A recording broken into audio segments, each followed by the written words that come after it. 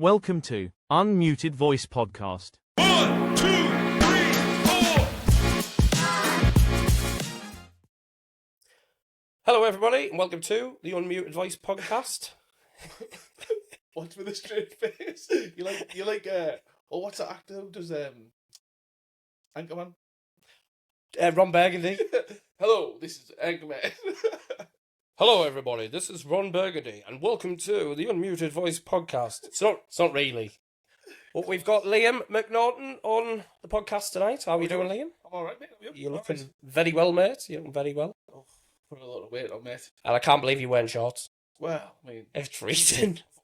21 stone, mate, so it is what it is, isn't it? Well, I don't think I'm far off there, but I'm not at shorts level yet. Not yet. But Not yet. I'm nearing, so what's... It takes years to wear this, mate, man. Fair play, mate. Like, balls of steel. I'm cold now. I only had a haircut yesterday. Well, I'd say a haircut was... I got butchered a little bit, and I'm fuming. Look at my... I've got a wonky fringe hair. Who cut it? Oh, no, mate. I went to the barbers in the town centre, but it's only because they do all your ears and nose. Next to The Istanbul one. Yeah. But next to the in-shops. So the old in-shops. No, the one on near the shawarma shop. Oh, yeah, Near the opticians. I went there. I've been going there loads, but just because they do all the ear stuff and all that palaver. But this guy's never done it before, and he's never going to do it again. Really? Yeah, honestly. When I come out, mate. I mean, I thought the council had cut it, like, to be fair. Well, I was just laid chill with my eyes closed, and he was like, put hair stuff on, so like it was all down. And then when I looked, I was like, oh, bang on, because he had it swooped up and everything. And then when I've come out the shower, I come down, right, and my hair was like a mushroom. It is, like, to be fair. Yeah, it went like a mushroom. And then my fringe was down. Now, I last looked and went, why do you look like a mushroom? I was like, what? I looked in the mirror, I was like, nah. I mean, do you know, like, when barbers are supposed to do, like, fades and all that? Yeah. It's like he's... Oh, sorry. It's like he's faded that way, like that. Yeah, he's faded. Yeah, he's faded, all right. I think he fainted mid-cut. But, What are you up to? I've been to, well, today, been to work. A little bit of DJing. Halloween parties and stuff, but yeah, they're busy. They're busy with work. Just it seems to be the norm at the minute. I'm not complaining, and got a lot of work on, and then trying to find time for yourself and everything. No, but the thing is, though, mate, right? I say this to all my friends that are like self-employed, right? And I always say, never whinge when you got too much work on, even though you got no time for yourself, because there'll be a time in the future where you'll not have no work on. Yeah, 100%. And you'll be whinging like you've got no work on. Do you know what I mean? Yeah, And definitely. then you've got too much time for yourself, and you're like, making money. Do you know what I mean? Well, lately it was like, I don't know, the past, well, to be fair, we've had a mega busy year, but the past probably month or so been like inundated with a lot of other stuff, like dealing with a lot of customers as well as working. And then it was like, we need to find time just to step back. And then what do we decide to do? Oh, let's do a podcast. Yeah. So as soon as you said that, I was like, what are you doing a podcast, mate? Yeah, a podcast in a craft room, and you're like... Yeah, I mean, fill your time, like, properly, though, innit? Yeah, well... That's it. It is, but... Mate, I'm like... I enjoy work, but yeah, I'm worked out. Let's... how are you? What have you been up to? I'm alright. Do you know what it is, right? I've just been, like... Well, I've just bought a new bike, so I've just been trying to... Pedal bike or e-bike? It's an e-bike, this one, mate. But, do you know, it's sort of like... Getting a bit old now. Getting a bit fat. Need a bit of help. Do you know what I mean? I need exercise, so I'm going to get a bike that just does it for me. Honest to God, right? It's opened my eyes, put that way. Especially when it feels like you're getting pushed up a bank, not like dragged up a bank. Do you know what I mean? So when you're going up hills, I know probably little ones don't affect, but what's your incline you get to before you have to actually pedal? So what it is it goes by gears. So on my bike, it tells you to go down a gear or up a gear for the motor to like still work, if that makes sense. Oh yeah. Because you can be in like a high gear, like a. Yeah, it's like if you put your bike into 15, you go it's like slow-mo pedaling, you go nowhere. It doesn't work. People think, oh yeah, it's e-bike, it'll just push you along even in like a high gear. Have you had a hill yet where it literally just give up and went, I can't do that? Do you know what, right? It was my first proper ride. I've had it a week, right? So it was my first proper ride out, like proper ride out, yesterday. So I come down the barrage, and you know, like the bridge is shut off to go over the cool hazards, you know what I mean? Yeah, of course, yeah. So you have to go up the bank. You know, all the like the wrong uns sit on when the festival and all that. I was going to swear and all that, but we're trying to keep it PG. Hey. And I went up the bank and just went, don't think so, Fanny. And I was just like, I'll just push this up the bank there. So I got to the top and then off I went. Was it, walking up and saying, what are you doing with your bike? I'm just charging the battery. The people that were sat at the bench must have thought, e-bike? Can't get him up a bank? How heavy is he? Do you know what I mean? And I just sort of went, and off I went. I can't, like, I've been looking at them, but I don't know. I don't know. I haven't looked at in depth, but ones I've looked at, I've just thought, God, they're a fortune. Mate, this is the first like proper bike I've had, right? And I don't know if you know him, Andy Evis. So like my mate, I know what you mean. I've known him for years and years, and he's into bikes. I mean, like into bikes, like right? the proper bikes. Yeah, I mean, like, he's the bikes he's got like proper money. So and he lent me his to go out because he's got 2 e-bikes. So he lent me one. We went out, and I was just like, "This is a dream, this mate." Honestly, we've done 35 miles. Didn't even feel like it done 5. I swear down, mate, I couldn't believe it. Minimal pedaling. Minimal. And I was like, oh, one of these. He was like, let's get saving again. Because of a fortune. And this is the first one I bought where I thought, do you know what it is? I'm going to spend good money on it. Treat him. Can I ask how much, or is that £5, mate. Yeah, fair enough. I mean, like, it's probably the cheapest decent e-bike you'll find, because they go up to like 20 grand. In all fairness, like one thing I'll say, no matter what, is like something like that, I know for a fact, because I see your photos and your videos and I know for a fact you will get your money's worth out of that. Mate, like, I'm making sure I'm getting my money's worth out of that. Liam's gone past my house 20 times in the last hour there. I'm just lapping. Every nut and bolt is going to be tightened every year just so I get my money's worth out of it, I'm telling you. Honestly. But yeah, I've been doing that, been out with my drone, done a couple of weddings. And just You're still doing your weddings? Because I know you were. I think you were. I've cut them back on him now because I sort of it's taking too much time on me. And it's not so much the weddings itself; it's the editing. Because like I don't know, it's just I'm not feeling it no more. If that makes sense. Yeah, I know what you mean. It's if you're having, you love your photography, but if your passion isn't. But to be fair, I can tell with your photography, like you get I've seen when you've like gone to London, etc., and you get your street people. Yeah. I know you love that, the real life people, not just people going smile for the camera. Yeah. If you don't have that passion to go, it's nothing different. I understand what you mean. The wedding itself, it's much like you when you're doing all your DJing. It's all right doing long days. It is a long day, isn't it? I like talking to people. I like doing the photos and stuff like that.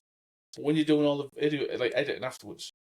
Like you probably go through 2,000 photos, you know, to find photos that you're happy to give over to them. Do you know what I mean? Yeah, I know what you mean. And it's sort of like, I quite imagine if you take a couple of thousand pictures as well. I bet you get to a point where you're over picky with yourself, which limits the amount you've got, which are good, and then you go on, is that enough? And then you know what, right? You're criticising yourself. I say this to people all the time. When I first started doing photography, right, like I used to just shoot everything. Like, I mean, if it moved, I shot it. Honestly, God. That's me now. Honestly, right. That is me now. And I used to go through memory cards like there's no tomorrow, right? And I used to say to myself, I'm glad it was digital and not like film. Because film's a fortune, right? Yeah. And when I look back now, like I can go out and take 5 photos now. Yep, and you'll nail 5 photos. Yeah, do you know, it's weird because it's like an overnight thing where you'll go out and you're shooting hundreds and hundreds of photos to get 5, 6, 7, 8. And now I go out and shoot 5 and keep 5. It's off it. Do you think like with photography though, like over the years, right, now that you've got so many editing softwares, but you've got like the Photoshop, which is like massive, Lightroom, all of them. Do you think like because of that is the reason where a lot of photographers are just willy-nilly shooting because they look and they go, well, it doesn't matter because I can use that to wipe a lot out and I'll just do all my tweaking on that. Because I couldn't imagine going back years and years and years ago, like when we were younger, the cameras then, how on earth they like sat and edited them because they compared to now, AI does a lot of that. Like that must have been a nightmare. So like the first there's a photographer that stands out to me, right? Ansel Adams, right? And he was one of the first photographers to sort of manipulate photos, but film, right? So he used to change skies and add skies and what, with film? With film, mate. How? Honestly, like, you watch documentaries on YouTube. I'm gonna know. And mate, he's honestly, some of the photos is ridiculous.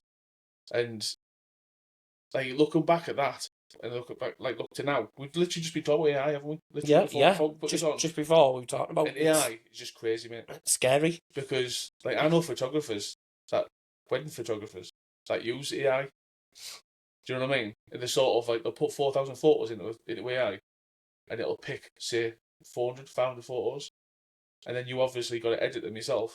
But they'll like perfectly pick. So the photos with their eyes open, smiles, like caught in action type of thing. Yeah, ones where they go if something's, it'll detect there's something wrong in the picture and go scrap them, which is doing a lot of your job for you. Exactly. And then but to be fair, when you trim that down to 400, then you've still got the AI option on your single ones to go auto. And some of them, when you went, to be fair, I've found that. The only thing I will say about the auto is sometimes I've found it like being decent, but a lot of the times it just seems to go mega bright, and I'm like, I don't like that. So I'll bring it back and go, I'll just tweak it myself. But sometimes I'm on one photo, and the things you can do with it, like before you know it, you're on your background and your little objects, and then you're masking, and you're there forever on one photo. And I'm thinking, I've got another 40 to do, and I'm crying. It's man, honestly. But that's the beauty of photography, see though, is you can be as creative. Or you can be as daring as you want. Do you know what I mean? Yeah, of course you can. So if I don't know, if you like vivid colours, saturation right way up. Do you know what I mean? That's your style. If that's your thing, that's your thing. Because I know loads of people. I know loads of successful photographers as well. That like even I go like, oh, it's not for me. That's a bit garish. Do you know, like because it's too bright, it's too colourful, it's too in your face. Yeah. But they're super successful. Like I know some of them. Like I'm not mention their names, but. The couple live up north, and they make a fortune, sell photos on markets, like fortunes, mate. Do you know? It's mad. I didn't think, like, the older I got, I've always appreciated, like, a good photo and video, and I've always sort of enjoyed it. I never once thought I'd sort of get into it. The older I've gotten, I was, like, more getting into the hobbies of it, and obviously I messaged you, and I went, right, I want to get a camera, I really do, and obviously you said, start off the Sony A6400, so I got it phenomenal. Started adding lenses, but like since getting that camera, it's amazing, and I have noticed it like when I'm walking somewhere, like I see the world different. Yeah, and all of a sudden, like before I'd walk down, like I'd go for a walk or whatever, then I'd look at something and I'd go, oh, that's nice, so I'd look away. But now I look at something and go, well, that is a picture that, and it's like I'm like, and I do it with my phone. It's mad how your perspective on life changes. Because you sort of see things that you didn't ever see before. Do you know? I see it all the time, right? The amount of sunrises I've missed walking home from Zanzibar, right? And I look and I think, like, if I'd have done photography years ago, I'd have had some unbelievable photos because I used to walk home from Zanzibar Friday, Saturday. Do you know what I mean? And I just think, I've missed it all them. Yeah. The other day, on Monday, I was doing a wedding. There was a singer on. I was literally mid-setting up, about to plug my gear in the wall, electric goes, so it wasn't me. So I still had the plug in my hand, electric goes, so the staff started flapping, then the one and got the owner because it was on like a farm. Yeah. The owner went to the backup generator, they can't get it going.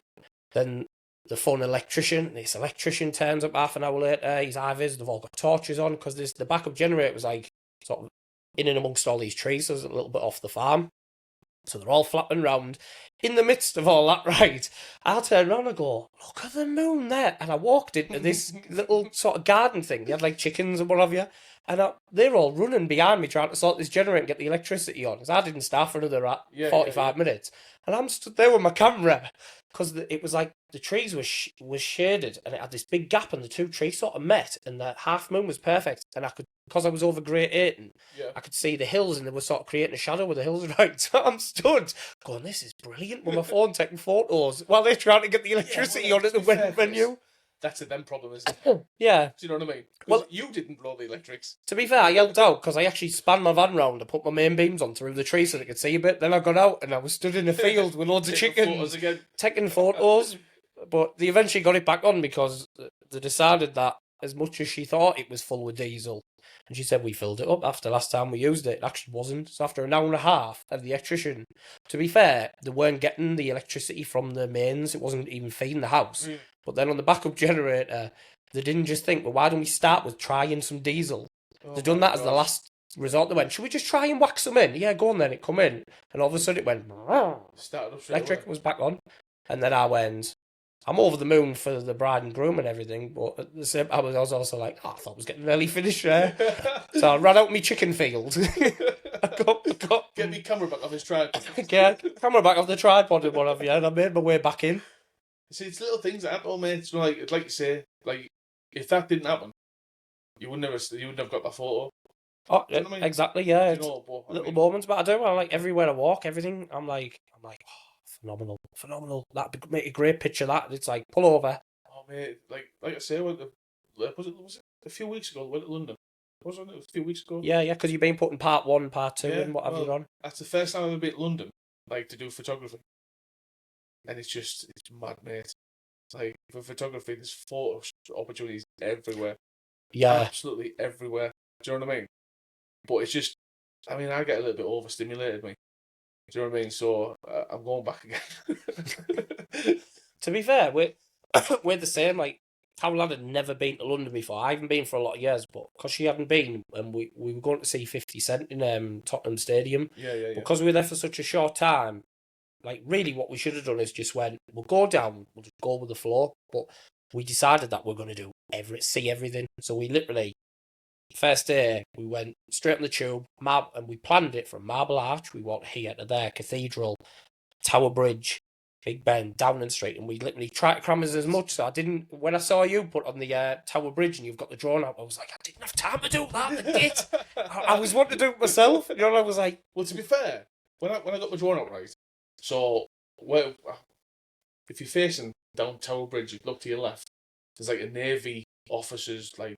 Yeah, there's certain zone. There's only isn't there a certain part over the bridge where you're allowed to stand and fly? If you're looking from the district there, from the financial district end, over towards the other side, straight down the bridge. To your right hand side, you can't fly over it.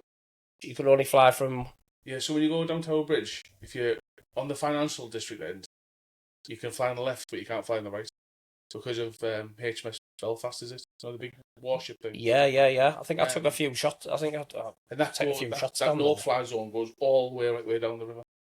All the way right way down. Yeah, so you just got to be wise in the keeping the right zones. To be fair, if we become like sensible, it's alright, isn't it? Do you know what I mean? Yeah, we're just giving people advice on what not to do. You know, but to be fair, when I was there and I put my drone up, there was like 5 drones in the sky. Do you know? So it's sort of like you've got to watch what you're doing, watch what they're doing. Yeah. Sort of like, do you know? That's it. I didn't really, because we crammed everything in. To be fair, on the day we went to Tower Bridge, it was that hot, and we'd walked that far. We were both ready to just go and get the last couple of bits done, see Downing Street, and then just let's go. So I didn't even really have a choice, and then we were just trying to do as much as possible in a short period of time. So next time we go, I think we're gonna have probably maybe 4 or 5 days. Because we've seen certain things, we're just gonna go right. Let's just take it in our stride, and that's when I can go right now. I'm gonna get the drone out and a bit more shots and what have you. But yeah, I enjoy getting the drone out. I love it. Yeah, drones completely. People pull me all the time, when I find my drone. Watch what we're flying on all. So yeah, come have a look. Do you know what I mean? Because it's like, unless you're in a plane, you don't get the same view. Do you know what I mean? Do you know? It's true. And you can control where you want to fly it. People don't realise you can send up. You could go outside your house on your doorstep, lay your drone down, connect it up. You can send it up 30, 40 metres, and you just go, your mind's blown. Yeah, it's mad, isn't it? And how many times have you stood at home or something, or you pulled up and you went, that bloody sunset looks gorgeous there. You send your drone up 20 metres, you are seeing a different level. Yeah. Well, it is a different level, but I mean, you look and you just go, wow. And it's crazy. And when I first got my first one, the difference as well, to be honest with you, my first one, was I bought it on Temu for 15 quid. Everyone does that, doesn't it? Just to get the feeling. See if I enjoyed it. Yeah. So connected to my phone. So I've got my phone there on this little controller, and I was sat, I got a chair at the back, and I went, right, here we go. So got it off the ground. Obviously, it's got no GPS, nothing, so it's having a fit. And I literally went up, probably, I don't know, maybe 15 metres max. I'm looking up like that, and all of a sudden it just went up. Just took off. It just went towards Eltham Crescent. Right, we went to that estate, right? was watching it in the distance, and it just disappeared. So obviously the house out the back here, I could only see so far, and all of a sudden it just went, gone. And I was like, no way. So I went and had a nosy, I couldn't find it, and I come back, and the missus went, why don't you put it on Facebook? I went, for a £15 drone, if that's gone through someone's window, I'd rather lose the 15 quid. But from that 20 seconds I had of lifting off, mate, instantly I knew. I was like, because obviously I looked down on the screen, I could see like above, and I just went, oh wow. And then it went, and then literally at that point I was talking about going devastated, and next thing you know, I got DGI. And it was like different gravy, that. Yeah, see, when I was a kid, you know, there used to be a bloke called Eddie, lived on the corner from Banana, and used to all like petrol airplanes. But this is before you could watch on the screen and all this, but you just used to just take off in the field. You had to watch it. You used to control it and watch it, and I was like, oh my god, that's like next level. Do you know what I mean? But they were massive. They were probably about as wide as this room is. Yeah, the huge ones. Mate, yeah. You know what I mean? And he used to take us out. And like obviously you used to see him, make him in his garage, and he used to talk to him, and he used to, his classmate, you know. But when you fly your own, and you can see at the screen, you're like, oh my god, like this is crazy. Well, he had a Badger. Obviously, Badger was on a few days ago, and he before we put the podcast on, because I've been on about it, like the FVP, we tag each other in like these mad videos where they're racing and going through all the warehouses, and it's watching them like blows my mind. I'm like, I could practice for years and not a chance I'd be able to do with any of that. But he went, I've never had a go. And I went, don't get me wrong, I said, the Neo I've got, I said, I've only got the motion controller. I said, so I can't do the full manual mode, it's still limited. I said, but you get the idea and the feel of it. So when he called, I said, there's no wind. I went, it's all right. I said, oh no, it was a bit breezy. So I said, have a go when you come round. Too windy outside. So I turned all the lights on in here because it needs good lighting. And I literally put the goggles on and I lifted it up in here. And he was having a little go. And he was on it for about 2 minutes. But he was a little bit sort of hesitant with it. So I went, keep the goggles on, pass the controller. I said, I'll just manually do it. So I stood my legs over and I was going through my legs and everything. He took it off like that. He literally went, I am 100% getting one for Christmas. Like everything. And he instantly was like that. I need one because that is just mega. And then I had it out a little bit. And it has these auto modes where you can do barrel rolls and backflips and what have you. So after he left, I thought, well, I've never actually played with them modes.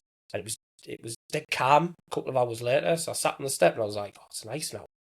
I was taking it over the house, doing front flips and that over the top of the house and barrel rolls into square. And I was like, this is different level, this. Them little FPVs, mate, are crazy. So like, I was looking ages ago to get on a Cinewoop, which is they're probably about 4 inches big.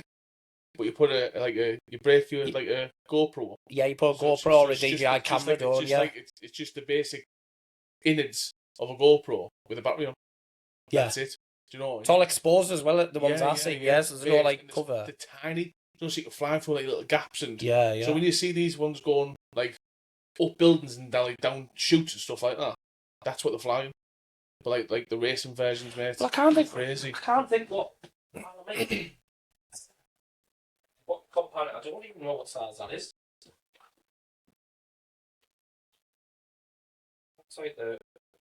What's the size of the needle? Yeah. So that's about 5 inches, 6 inches, isn't it? Camera doesn't go that far. Oh yeah. Yeah, so put that watch cord. So that's like 6 inches, like across. Yeah. So corner to corner, Chris. Oh, sorry. No, corner to corner. Oh yeah, that way. Your dial. How the hell did you build this? Oh, I don't know. So it's like 6 inches or something. So like 4 inches, tiny. Do you know what I mean? Clever, like. But yeah, like I know people that have got them. The Avata. The Avata. I know. I was eyeballing it, but I couldn't. Mate, couldn't sweet talk the wife enough to go with that. And they're a fortune. They're 1,200 quid, aren't they? Yeah. But there's a lad I know from Wales. I've known him for a couple of years now, like a photographer. And he's flown drones for years and years, and he bought the Avata too. Mate, the stuff he does, I was like, how the hell are you doing that when you've only just bought it? It's crazy, mate. Like flying under waterfalls and all that, like like getting it wet. I'm just like, I'd be shitting myself. Yeah, I've seen some. To be fair, I watched one the other day, and because like some of them it only shows you the shot, but some of them it's split screen, or you can see in the thumbnail in the corner the guy there with the thingy, and he was literally like that. And he was like showing the video, and he was like, he come down this waterfall. He went into the water, and then he actually just went boomf into the water. And you could see the film. It was sat at the bottom of the waterfall, but the waterfall wasn't that deep. Yeah. And he was just sat and he was just laughing. And I was thinking, but it was still recording. And I'm thinking, that can't be fully waterproof. Like, that's got to be gone. I've seen them where they take it off from the water. So they've purposely put it flat onto the water and they take it off from the water. But I'm like, nah, there's something up with that. There must be. Because I just think once it... Well, I mean, like, I lost my drone a few months ago in the River Tees. Yeah. And it just... You had a fault, didn't you? Or was it not the seagull? Yeah, it was the seagull's fault.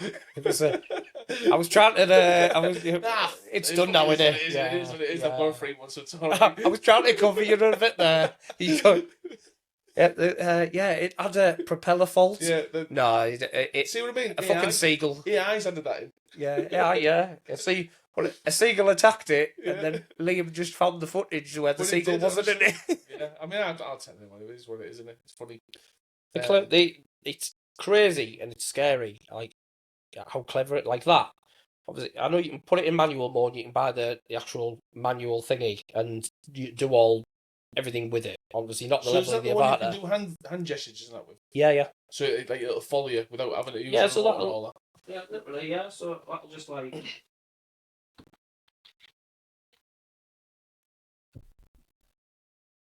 To take off enough, is that bouncing about? It's where like excuse the noise because the noise is like.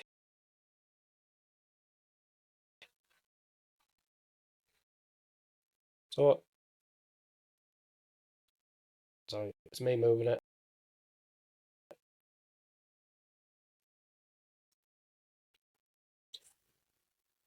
So that'll just bounce it off it, innit? So if I like, but yeah, fine, that's off it though. The fact, like, I'll stand up, and the camera will follow you. I'm a little bit, I'm not looking at it.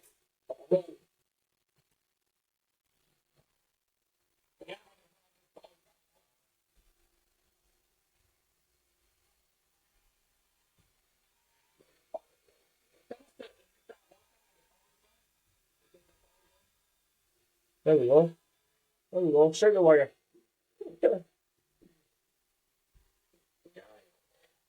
That's off it, that, isn't it?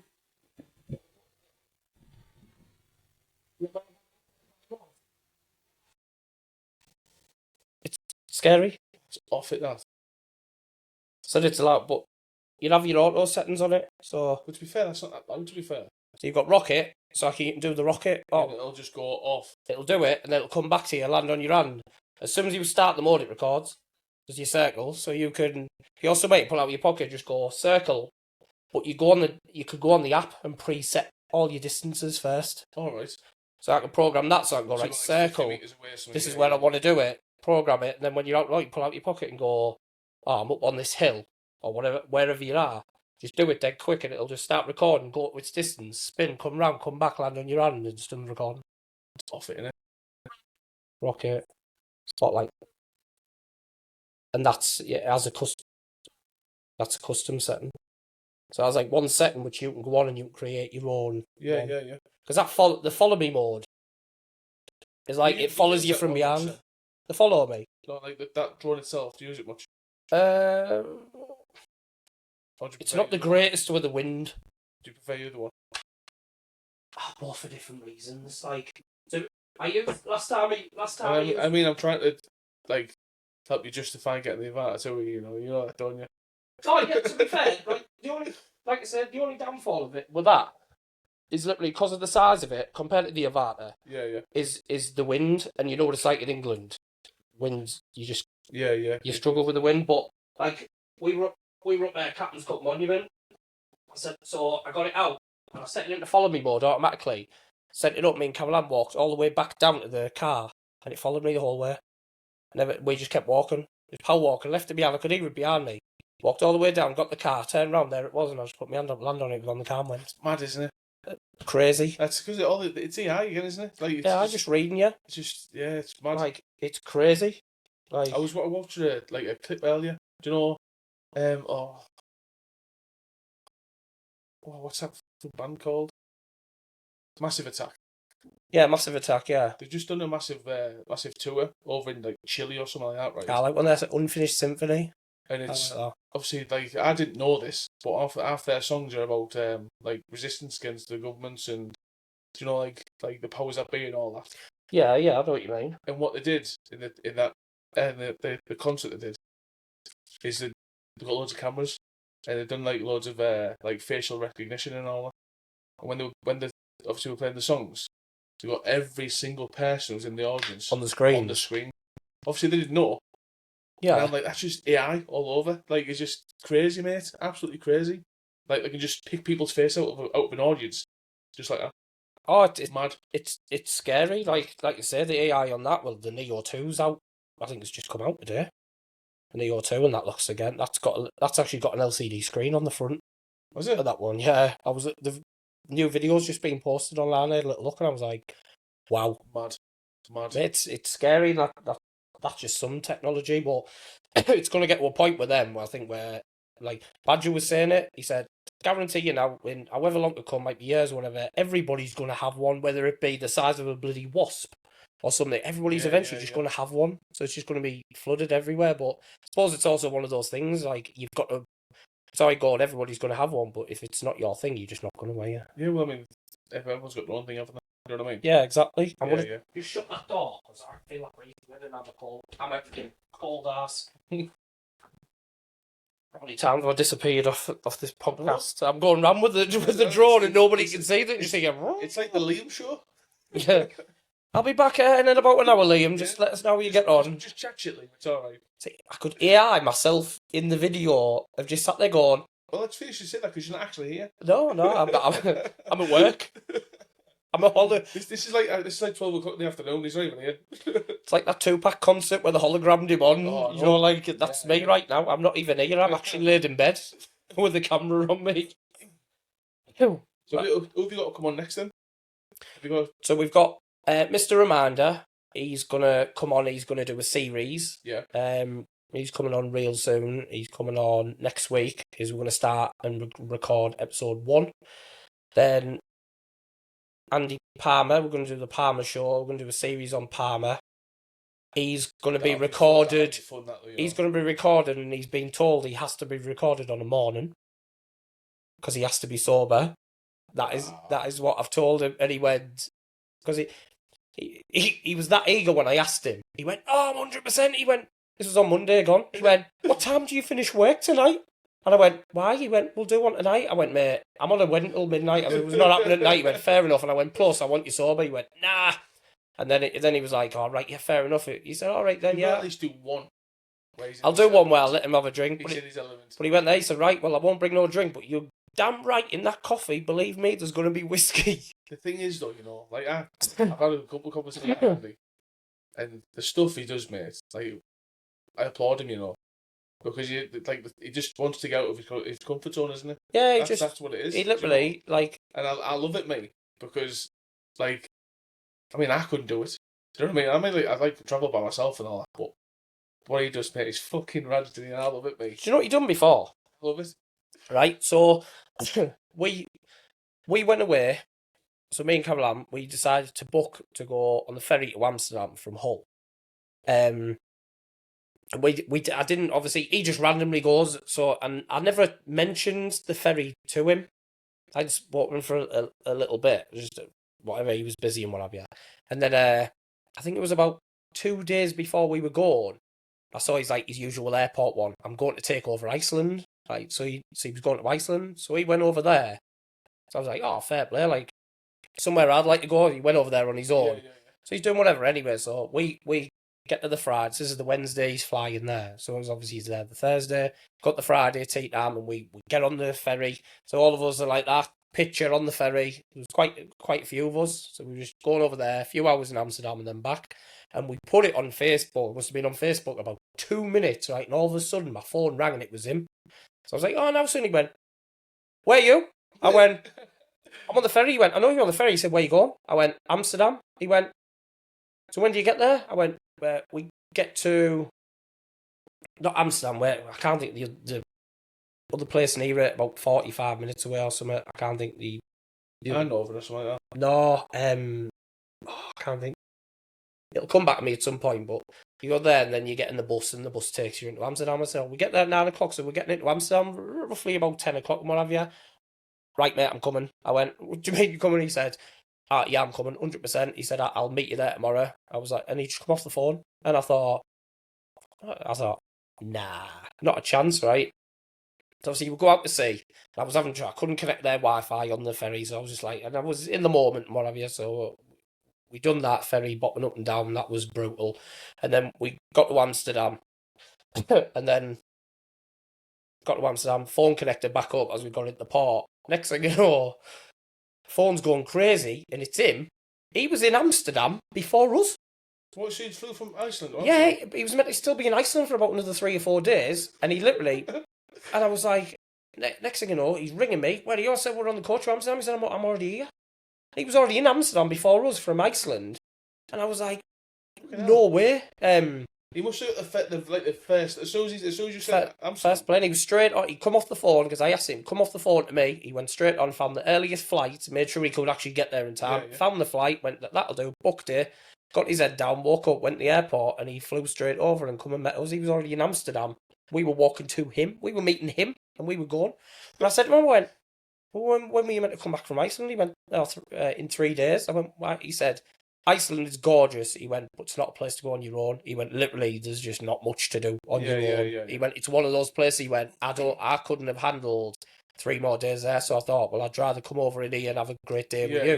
Yeah. And then, so obviously it was time. We were looking, going, we need to go back and get the ferry. So we started to wait the ferry. And he was like, he stayed out there another 2 days in Amsterdam. Him. What, he stayed in Amsterdam? Yeah, he just stayed in Amsterdam. He went, I'm just going to stay again. He stayed another couple of nights, and then he flew home. So I'm going to Amsterdam in December. No, Rob Sterman. Oh, yeah. With Rob Sterman. Are you ferrying me? No, we're flying. Well, I'll never ever in my life go on a ferry again. Well, see, do you know what it is, right? I've seen them all the time, do you know, like DFDS and all this, 2 people for 90 quid or whatever. And I think to myself, It was cheap. yeah, but you only get fucking 4 or 5 hours, and I'm like, that's not enough for me, that. What, on the ferry? Yeah. No, we were on the ferry for about 14 hours there and 14 hours back. No, that's what I'm saying. When you get to Amsterdam, you only get You only get 5 or 6 hours, Yeah, unless you do the overnight stay. But as soon as you do the ferry overnight, I think there's pretty much select sort of your hotel or something. I don't know, Yeah. but the price is just ridiculous. Yeah, It I jumps mean, up. to be fair, we paid 400 quid all in for the both of us. 200 quid for flights, Yeah. 200 quid for the hotel, How long for? 4 nights. That's mint. Do you know what I mean? Yeah, that's And brilliant. it's like a little Airbnb thing as well. So it's like, Have you been there before? Never been. I've been. It's good. Like Yeah, I can't wait to get off my head. I'm not even lying. we tried to go in the ice bar, but we didn't realise you have to actually book a slot, so they didn't have no slots left. But we done everything in reverse. So by the end of it, we met somebody over there who, like, from Thornaby. He was over there working, and he met up with us on the back end of it. So he was with us like the last hour or so, and he went, "Oh, I'll take you to these bars. Like, these are the bars I normally go to." So he took us to this total different part. Mate, the hustle and bustle in it was superb, and we actually went.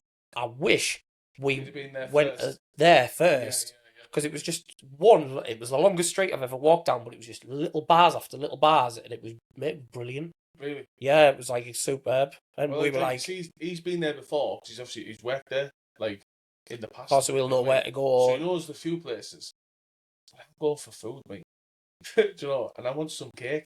Do you know what I mean? Some cake. Yeah, I mean, I have a cake, then food. Yeah, and then cake again. Honestly, I can't wait. It was good, like, but yeah, if we were ever, we said we're in no rush to go back, but if we ever went back, we would 100%, we'd have to fly it. Because, Caroline's brother, Willie, he's in Amsterdam now, so he flew over, right, and he is petrified of planes. And I mean, like, Really? Yeah, bad. He could do with being sedated to get on a flight. He was bad, yeah, bad. So Like, what made him do it then? Parma show. I don't know. Parma effect.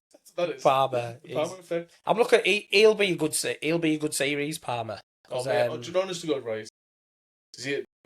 I know he won't mind me saying it. He's fought a lot of demons in his past, right? 100%. Do you know? And to do the stuff he's doing, It's fucking, like I say, I fucking love it, mate. I commend it, honestly. See, I know, like, at the minute this is only starting up, and so my aim was that, like, I spoke to Granty, so he's going to come on, and I mentioned to Granty, I said, my idea is just bring some start, like, with where I know, so Thornaby, bring some Thornaby characters on, let's have a bit of a chat, get a bit of talking. Badger's not from Thornaby. Yeah, but, Badger, not against Badger. No, Badger's alright. It was one of those, like, and so straight away, so I was like, so I want to do a good few episodes with yourself. Obviously, I know, like, you love this kind of thing anyhow, and you'll sit and talk all day long. I just want to, even if I find someone who looks and goes, I quite fancy doing a few episodes, great. So, it's one of those as well where even people in Thornaby who don't really know me, I want, like, they can still message me and go, I'd like to come on and have a chat. If you've got a story to tell, it's all that's the whole, that's, isn't it? Yeah, and do you know, like, because at the minute, that big thing's like the mental health thing, which everybody has some kind of demons or, like, everybody has them days, and sometimes there's nothing better. Like, I've been enjoying Saturday, and I've been enjoying with Caroline, and you just literally talking, and you just feel like you walk when you go, it's like being in therapy. So if somebody's out there and they go, do you know, I feel a little bit down, or even someone who goes, I don't really have many friends, I don't get out much, blah blah, but I'd love to go on there, make them a cup of tea and just sit down and go, oh, how are you? Yeah. And if they can walk out of it and go, do you know, I'm not really bothered about watching the video back, but I enjoyed that. I just want to make one thing clear here, though, right? Since we've been here, how long have we been here for now? Because you know where you're going to go with this, don't you? Like, you've never offered me a cup of tea. Oh, well. To be fair, I don't drink tea, so I'll let you off the hook. But, yeah, I get where you're coming from. I mean, at the end of the day, like, to talk about how you feel... I just obviously thought you didn't like my tea when you walked in with your Lucozade, so... To talk about how you're feeling, that's, like, the first step to getting anything off your chest. Do you know what I mean? And, like you said there, mate, everyone goes through some sort of, like, demon or, like, I don't know, past trauma, whatever it is like you've been through or you're going through. And to talk about it, it's magical, because you sort of, when, like you say, when you get out of here, you think, just made off my chest there. Yeah, got it up. It wouldn't, but I don't care. If somebody's feeling a bit down, they turn around and they message me, and I didn't know them, and they were just like, oh, I'd really like to come on. And they sat down, didn't know them, and if they literally sat, and if I just went, oh, so, tell us a little bit about yourself. If I sat there for an hour and I didn't say a peep, and they just literally just kept talking, but then come the end of it, they walked out and went, oh, that was class. I really enjoyed that. Yeah. I know that what I'm trying to do is working. Yeah. That's the aim. It's like when I do, obviously, when I talk to people about photography and stuff, like, I was literally saying this last week. I done a photo walk with a group of photographers in North Shields. There must have been 35 of us 40s there, right? And so we all sat in the bar at the end of the photo walk, and we all talked, how did you get into it, and blah, blah, blah. And almost every single one of them got into photography for mental health, which is mad, because, like, every time I talk to someone, how did you get into photography? Mental health. It's off it, man, honestly. And it's like I say, like we were saying earlier on, it just opens your eyes. Do you know, and it stops you from, like, overthinking stuff. Do you know, like, definitely. Yeah, do you know, if you're going out, so I don't know, say if you had a shit day at work, you come in, have your tea, and I'll go out for a couple of hours with my camera. By the time you come home, you've totally forgot about what was happening at work. Do you know what I mean? 100%. Because you thought, oh my god, I've got a fucking mint shot here, I can't wait to get home in it.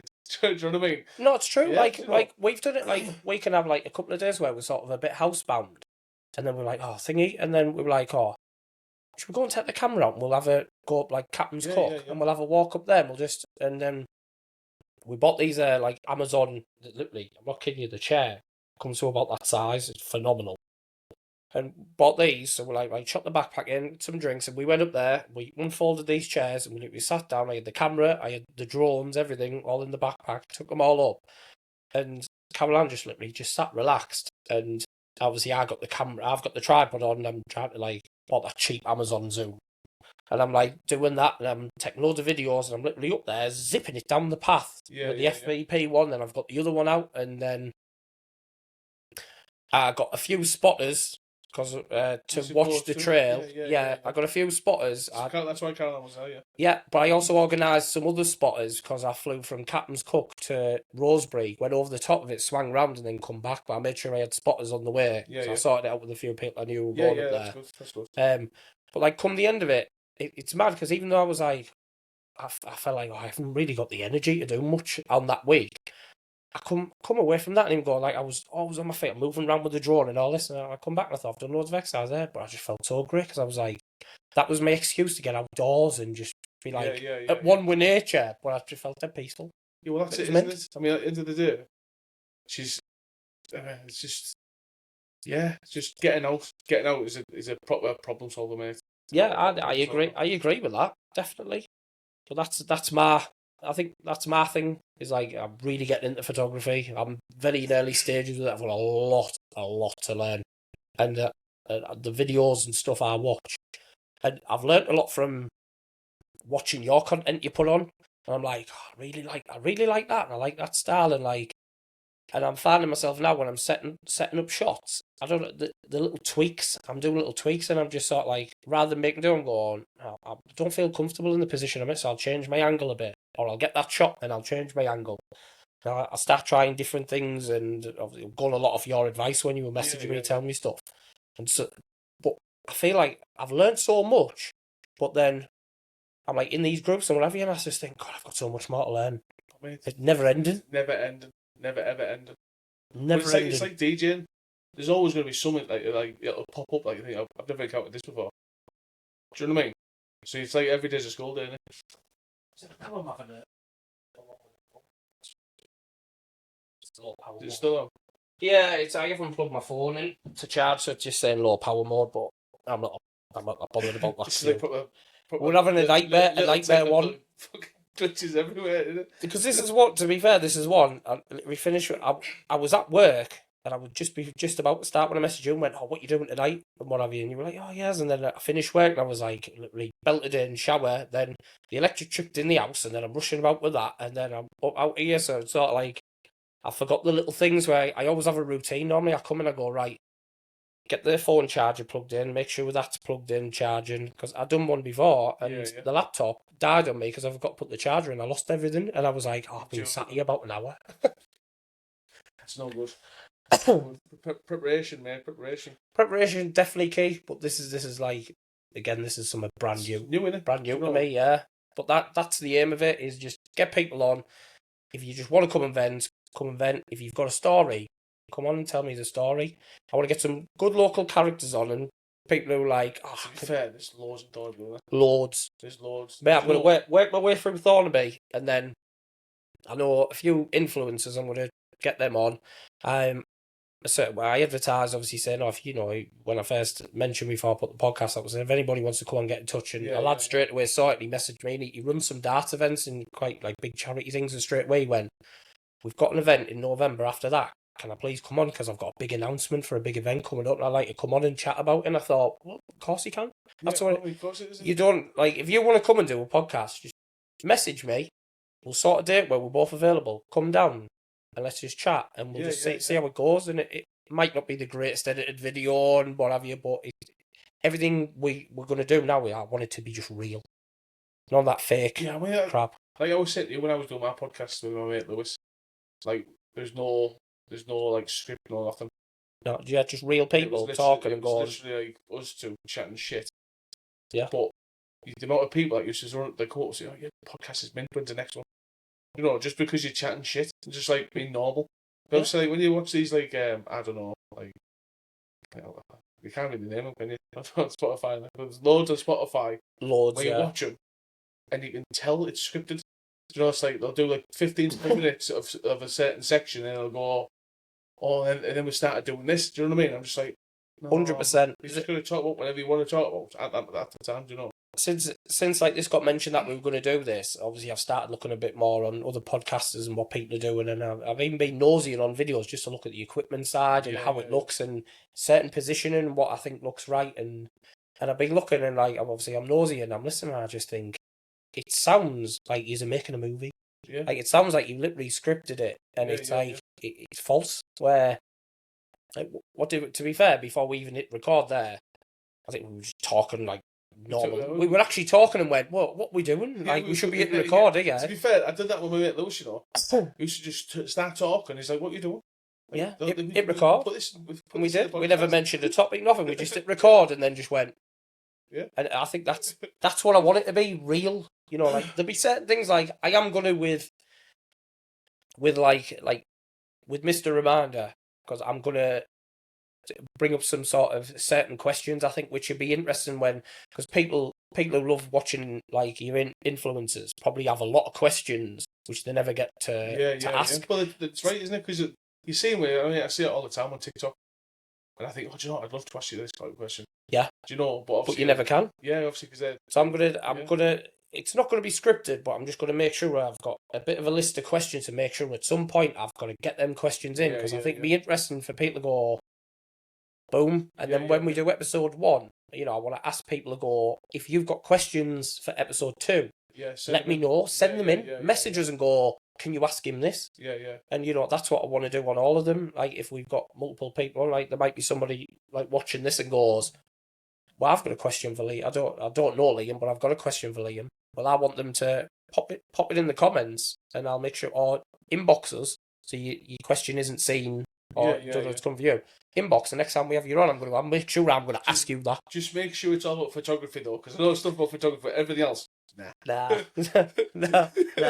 I mean... I'll tell you what, though, you called dips. Oh, yeah, well, I mean, to be fair, I've not done one for a while now, but I was banging to them. Yeah. Honestly, man, mate. And you and Caroline are fucking shitty asses, man. Proper shitty asses. I mean, was it twice? Or was it 3 times that you said you were going to come and you didn't? It's twice, but the last one, like, to be fair, we went 100% yeah, and we didn't actually even really click on with the date. And then it got closer to the date, and then we opened the diary, and we looked, and it was like, we looked at the time you were doing it and the time we were finishing work, and we both were like, we looked at each other when we got home and went, on that day, because on that day it didn't fall like a normal Sunday, because like normally on a Sunday I only take one thing on, but on that Sunday we'd have had about 3 hours sleep, went and done your dip, then I'd come home, shower, change, and go straight and do about 4 things. So we were like, that's not happening, that, like, no chance. All I'm going to say, right, and I'm going to look at the camera, if you've got mental health, right, do it. See, that's what I was going to do it. I was going to ask you about that. So, like, how did that come? How did it come about? What made you do your first one? I'll tell you this, right. I hope you fell in somewhere and you went, "Oh, this is all right." The first one I ever did, right, I was out at what was it called? Cauldron Falls near Leyburn. Yeah. And I was with my camera, as you do, taking photos of the waterfall, and I was like, do you know what it is? I wonder if that water was cold. Obviously, mate, thick as fuck. What time of year was this? Mate, it was like autumn. So about now. So breathing. I was like, I wonder if that water's cold. And obviously, I'd heard of it with like Wim Hof and, you know, people doing cold dips, and it's like really invigorating and stuff like that. I thought. To be fair though, you know, all the sports stars, ice baths and all that. It's a thing, isn't it? Yeah. So I thought. So I've got a towel in my car, right? I know this sounds scruffy, but I've got my towel in my car because it's for my dog. You know, obviously to wipe his feet and all that. And I thought, fuck it, I'm going in. Right. So I went in. Did you do your first one with the camera in hand as well? No, so I was using my phone, right? But I didn't have no waterproof case. So what I was doing, I was put my boots. So obviously getting my gear off, put my boots on, put my socks in my boots, and put my phone in it. So it was stood up, right? And I was just pressing record. And obviously because it's in 4K, when you're doing a video, you just take snapshots and it's like decent quality. Do you know what I mean? Yeah. So I get in the water, and I'm like, what the fuck am I doing? Like, what am I doing, honestly? Because I'm just like, do you know when you just instant thing? I was like, instant regret. I was like, what are you doing? what the Get fuck out of here. Honestly, I was up to my waist. I was just like, what am I doing? But then the other side of my brain was like, go deeper in. And I'm like, devil and angel. Oh, mate, I'm not even lying to you, right? And I like every single one I've done, right? No matter what, if you see a photo of me or a video, I always go up to my neck, right? Every single one. Yeah, because the jellyfish done you on the shoulders. Yeah, that was the funniest one. I was getting out of it. It was ankle deep water, that, mate. I'm not even lying. Honestly, right? So the first dip, up to my neck, and I say this to every single person, right? It's as if you press mute. and there's no sound. It's honest to God, mate. It's the weirdest feeling you'll ever feel in your body ever, right? It's as if you've got your fingers in your ears and you can't hear nothing. What, when you get shoulder height? Just when you like submerge yourself in water, it's weird, man. Cold water. Yeah, it's weird, right? But then, like when I first went, the first one, I was only like in like 20 seconds. I was like, boom, in, out. Honestly, God, I couldn't get in my car to put my heated seats on fast enough as well. Right? And I was like, get me in that car. But no, I do like an hour. An hour? I do an hour, mate. Like, I can stay in the water for an hour, right? And it doesn't even bother me, like in the slightest. It's mad that. Because I know people that do it. And they do it like they take people out for charity. They like to do a healthscape. It's called. Yeah, well, people do they do the Boxing Day dip and seating and all that, don't they? And like I think I read a thing before where there was this technique. Apparently, they were saying if you had anxiety or something, apparently if you filled up your sink with ice cold water and you submerge your head for so many seconds, they were calling it like it was like rebooting your brain, or something like that. It's sort of what it is it's meant to. It's sort of your nerve endings. It shocks your nerve endings. That's what it is. Yeah, I can imagine that. But I mean, you got to think your body's your biggest organ. Your biggest organ. Do you know what I mean? I wouldn't say your biggest organ in your body, but it's your body, isn't it? I mean, your skin is your biggest organ. Costas, yeah. When you go into water, like you're putting your body under pressure. Do you know? And the more you can withstand it, like your brain's obviously telling you, get out. Yeah, what are you doing? What are you doing? But the more you stay in, the more you fight. It's a proper weird feeling. But like when you get in, mate, it's just like someone presses mute on you and you can't hear nothing. Have you felt it's worked for your mental health? Oh yeah, massively. And then I just started doing one. I used to do weddings. Honestly, I've done, probably done 4 weddings, and I went from doing the wedding to my house to get my gear to go and do night dips. So, fair play, like, because it's like... You've been to North Gate before? Seaton, yeah. So, did you park at the Zinc Road where the building is at the factory at the bottom? With the golf course? Yeah, is that the one where you go down past the power station? Yeah, just on the right hand side. Yeah. So that's you park there and you walk through the dunes and go into the water. So I remember going doing the wedding, right? I finished about 9 o'clock at night, and you got to think it's probably back into September, going to October. Yeah. So it's starting to get dark. Yeah. Well, it is 8 o'clock, 9 o'clock at night. Yeah, of course, that time, yeah. So I'd left the wedding, went home, got my gear, went down there for a dip.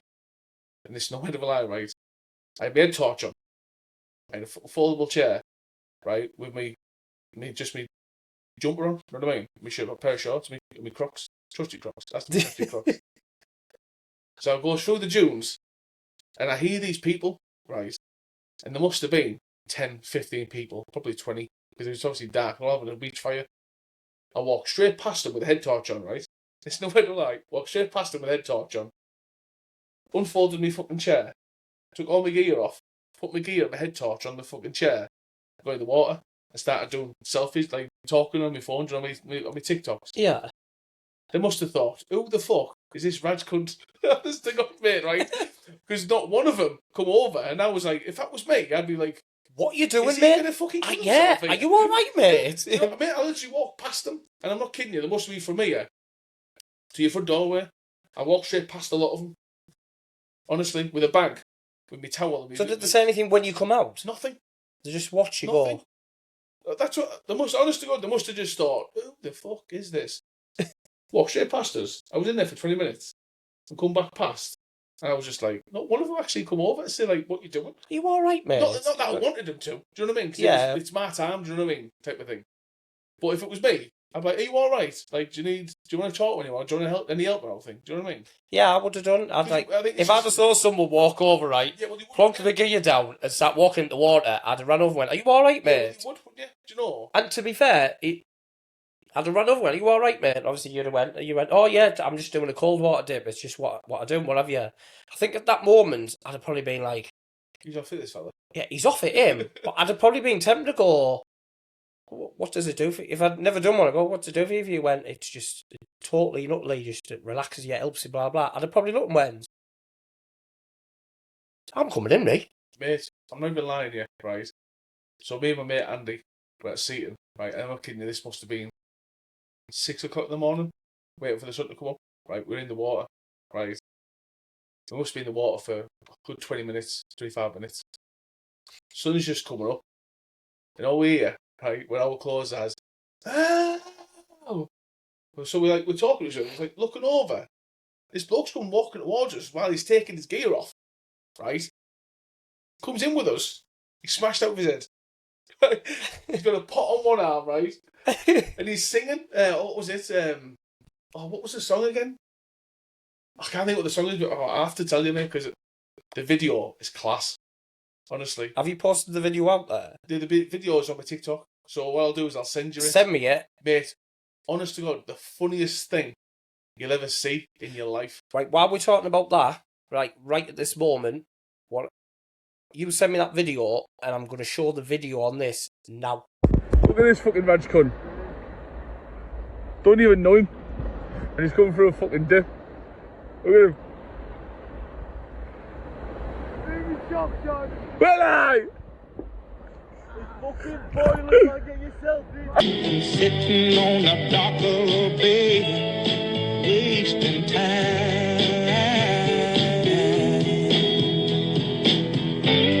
Look like nothing's gonna change. Everything still remains the same.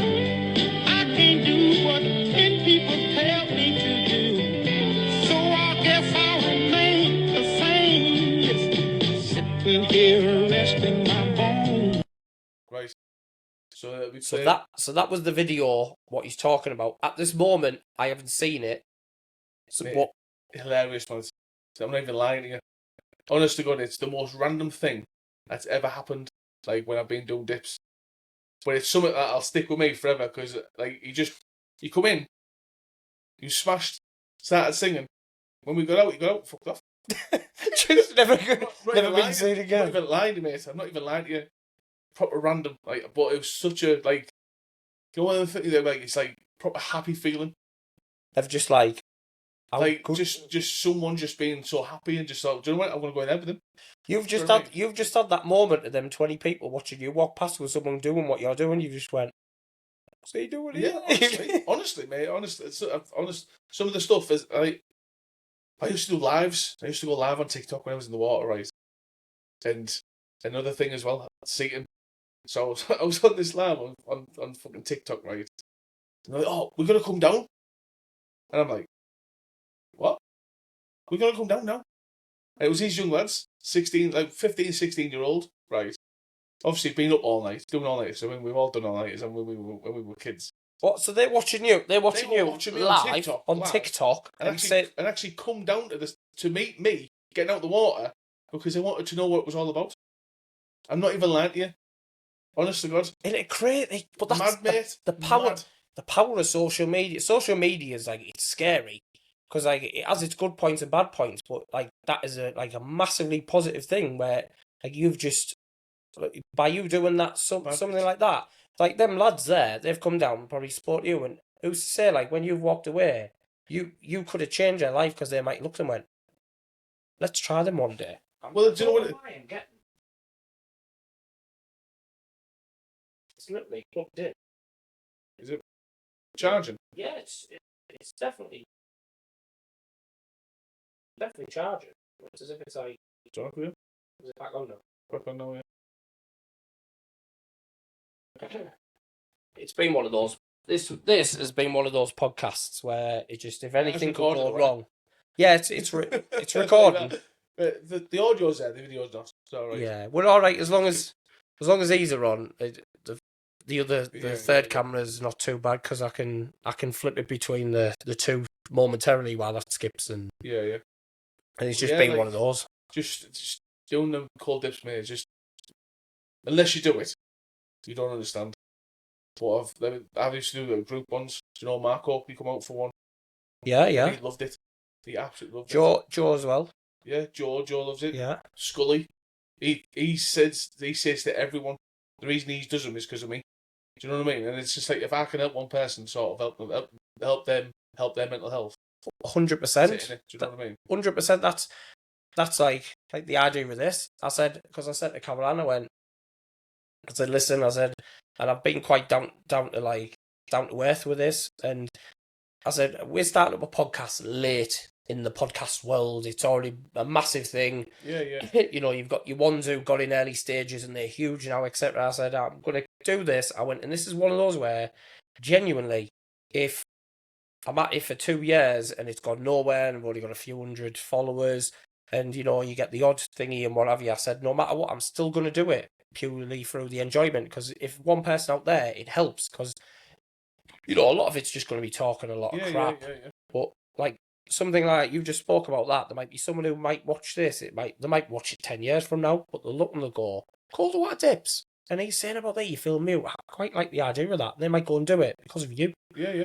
And that's what, like, this is about. Same as when I spoke to Palmer again, and he went, do you know what, like, I'm 100, because obviously he was like, oh, I want to do, have a couple of drinks, but then he messaged me and he went, I've been thinking about it, and yeah, I'm going to do it, like, myself, he said, because if I can do it properly and, like, speak a little bit about my demons and I help one person, he went, I'm happy. And I was like, that's what it, you help one person. If everybody in the world could help one person, there you go. Mate, I messaged Power a while back now, right? And I was just saying to him, like, listen, mate, I love the stuff you're doing. Going away, you know, doing your solo travelling and all that, right? And that's what made me do solo travelling. I want to do solo travelling more. Do you know what I mean? And it's just, when you see someone doing it, and you think, do you know what, I can do that? Do you know what I mean? But when you force yourself to do something like that, because I mean, going away by yourself is fucking scary, isn't it? Oh You know yeah, what I mean? Even just the thought about it. Do you know, when you actually do it and you realise it's not actually that bad. Do you know, as long as you get through security and you don't get no fucking strip search, you know, and you know, you start the whole day, right? And do you know, but I think it's just sort of like, yeah, if you see someone doing it, it sort of pushes you, do you know, to do something yourself. You know, I agree with that. Like, from like when I got the camera and the photography side, like the stuff you put on and the pictures I see of yours and like certain places you go and everything like that, that I've felt that's pushed me to go, oh, yeah, I want to go to these different places, and I haven't had a chance to go to a lot of them yet. But I've said to Caroline, like, for a while, I said I'm gonna have to message Liam and just say, listen, mate, at midweek when you're doing something randomly in on a night or something like that, like 100%, I'm gonna go with you one time and make sure that I'm like, right, when I know it, because I know you're a very spare in the moment person. Oh, you are massively. Like, I say, you go, have you got anything planned next week? And you're like, no, but I know that it's in the moment. You'll just literally go, right, I'm off. Do you know what it is with me, mate? I look at my neck, right? Like, years ago, when I first started doing photography, didn't have a clue, right? And it was sort of like, any chance I got, I was out. Right, no matter what time of the day it was, whether it was like 7 o'clock at night, 10 o'clock at night, 3 o'clock in the morning, I was out, right? And that's no word of a lie, that. Like, I've been to fucking Osmudley at like 4:30 in the morning, 5 o'clock in the morning. Do you know what I mean? And just like mad, do you know, watching the sun come up and stuff. But like now, I sort of like, I look at the week and I think, right, the weather's going to be half decent tomorrow. But then when I get to it, it's sort of like, it's not sort of, it's the clouds aren't right for it. Do you know what I mean? Right. Do you know what I mean? Yeah, it's sort of like, I don't want to waste right. my time of going out. But then I started doing street. And like street, that for me, it's sort of like, I've done everything else. Like wildlife, macro, like landscape. For me, street tickles my fancy. Because I get to see people how they live in this sort of like. But you can do that. As much as it's weird as fuck to say, right? I like taking pictures of people when they're eating food, right? Because food for me is like a big enjoyment, right? So I don't know if it's the same for you. So when you eat something nice, you like, it feels good, doesn't it? When you eat something nice. It does, yeah. So when I see someone tucking into some food, I know in my head that they're thinking, this is lovely, this. Do you know what I mean? I actually do know what you mean, right? Because Caroline says to me, she says, the way I eat makes her hungry. She said, like, honest, genuinely, it makes her hungry, because she goes, the way you eat is like... That's like love language, that, mate. No, but she said, I don't know what she said, but like, the way you eat is like, it's just, you can see how much you're enjoying it, the way you eat. And it's like, I'm like, I sort of, yeah, I get what you mean, but the street photography, the thing is as well with that is like you can do that day in, day out. Mate, You do know, you know, like, and it's you see characters and everything, isn't it? It's... when I first, with the very first time I done street photography properly, where I went out and just thought, like, all I'm going to do today is shoot people, take pictures of people. And it was at Newcastle Markets, like Christmas Markets 2019, right? Before lockdown. And I walked away with some photos, and I was like, they're probably the best photos I've ever taken, right? And then fucking lockdown hit us, didn't it? Right, so then I started. So then you're like, there's nobody there. Yeah, so I started going back to landscapes. Yeah, going back to nature. Yeah, because there's nobody there to take a picture of. So then when I was going to lockdown, I started getting away a bit more. And there's one photo, and it's no whenever I right. It's if a lass eating a McDonald's, right, on the tube. Not the tube, in the metro to Newcastle. We just hopped on, paid a £5, got to all zones, and we just stayed on the metro for about 3 hours, just taking pictures of people coming on and off, right? And this one lass, and I'll show you the picture, and she's like literally looking at the bag like that. Like shocked.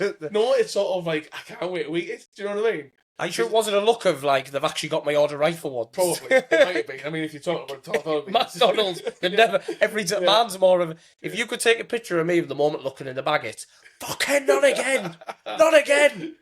Where's my nuggets? I think everyone gets that. That's honest to God, right? It's like when you go to McDonald's, it's sort of a proper hit or miss, like hit or miss. Oh, McDonald's have turned me over because the Thornaby one. It's happened to a few of them, but I went to the Thornaby one. Obviously, I've got a high top van. All of a sudden, they've brought in now because they've started putting more thingies over. Yeah, so we've got the balls hanging down the chains. Yeah. So I went to Carolina when obviously I pulled up. I was in a world of my own, and she went, "Are we going to get through here?" Obviously, I can see him just hanging in front of me, and I said, it depends really. She went, what? I went, if where them balls are suspended down to, I went, if that's the height of any of their roofs, I went, we're fucked. She went, why? I went, because I can hear them rolling across the top of the van. And I could. And then literally, you could hear them going, right? But then I've got 2 lights on the back of the van, so it's another 6. And then they went, all the others, ba-dunk, and they come off. Not the lights. Yeah. The balls come off, right? So I'm like, right, I'm through the zone 1. Right? But then I'm thinking, so I'm look, and then like the intercom bit, now they've added, like, it looks like a surfboard hanging out, and I went, definitely looks higher than the balls. I got Caroline to get out of the van to check. So she stood there, she's going, yeah, you clear through that. I'm going, jackpot. So I'm through that, so I get under that, and as I turn, then they've added these, like, the extra side bits, right? So in the end, right, I've got the van literally on the curb, on the outskirts, right? No, just so... I don't think I'd have hit him, but just to make sure, because I thought, I'm in now, and I can't get back out. So I'm like, I'm submerged up this curb, right? So when I'm paying, I'm literally having to hang out at the van to pay. Staff are just shaking their head at me. And I'm like... I know, but they never used to... That was never there. No, but there's no reason to, because they must have done it, because they probably thought, if there's a bit of rain, so they put canopies. And then I got through, and she went, we'll never do that again. A few days later... I was in the van, I was like, I'm hungry, we're at McDonald's. She went, oh, we just going in. I went, fuck. This was a different one. And I just thought, ram the balls. I just started fucking going for it. I'm going to get caught out one day and literally block McDonald's, mate. I know, but do you know what it is? I just think to myself, like, why did they do it? Like, I know they might put a canopy or whatever, but it makes no difference, does it? Like, if they've got custom coming in, or people got vans, I mean, where is it, Thornaby? There's workies up and down there all the time.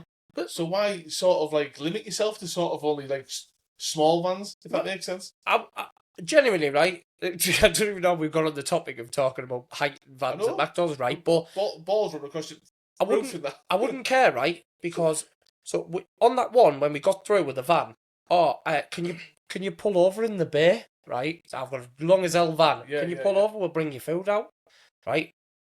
So pulled around the corner, and there's like the little crossing bit. The 2 bays were full. There was a bloke parked sideways waiting for his food. There was more people just pulled into the lay-by, right? And so I had to block the full thing.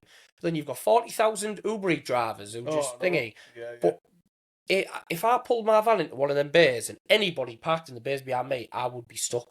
Yeah. So not only, I can't go through the drive-through, I can't park in the car park.